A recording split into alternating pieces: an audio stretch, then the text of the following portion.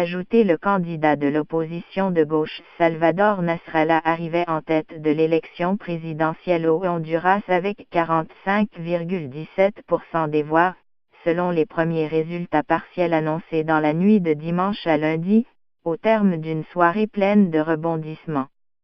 M. Nasrallah devance le président sortant Juan Orlando Hernández, crédité de 40,21% des voix, selon le dépouillement de 57% des votes, a annoncé le Tribunal suprême électoral, TSE, après une longue attente, source de confusion.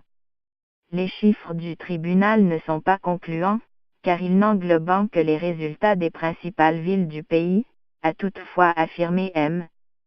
Hernández dans un message audio à ses partisans.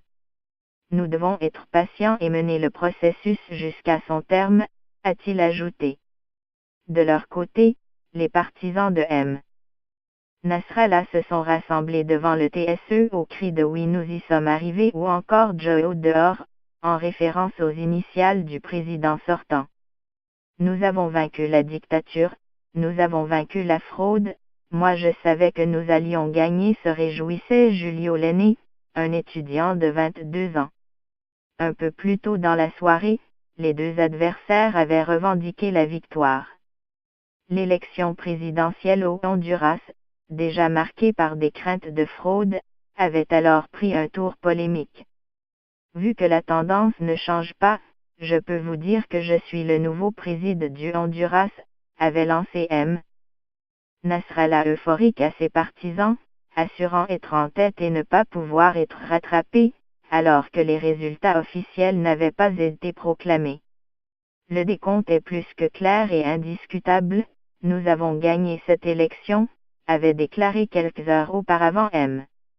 Hernández, 49 ans, devant les militants du Parti de Haut National, PN, droite. Salvador Nasrallah, 64 ans et candidat de l'Alliance de l'opposition contre la dictature, une coalition de partis de gauche, est un journaliste de télévision novice en politique. La décision de la Cour constitutionnelle d'autoriser la candidature de l'actuel président, M. Hernández, alors que la Constitution interdit toute réélection, est dénoncée par l'opposition. M. Hernández était arrivé au pouvoir en 2013 après une élection contestée par la gauche. Outre M. Nasrallah, Luis Zelaya, 50 ans, du Parti de Haut Libéral, PL, l'autre formation de droite du pays, figure aussi dans le trio de tête pour cette élection à un tour. Il a obtenu 13,77% des voix, selon le TSE. Milamitar Nasrallah et Zelaya avaient averti qu'ils ne reconnaîtraient pas une réélection du président Hernández. Nous avons constaté un processus électoral tranquille, l'évaluation que nous faisons jusqu'à présent est positive, a estimé dans la journée l'heure au député portugaise Marisa Matias, responsable de la mission des observateurs de l'Union européenne, UE.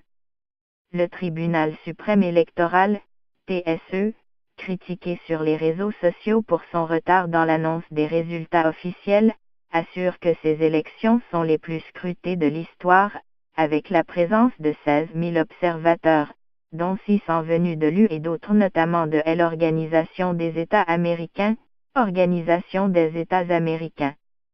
Aucun incident n'a été signalé.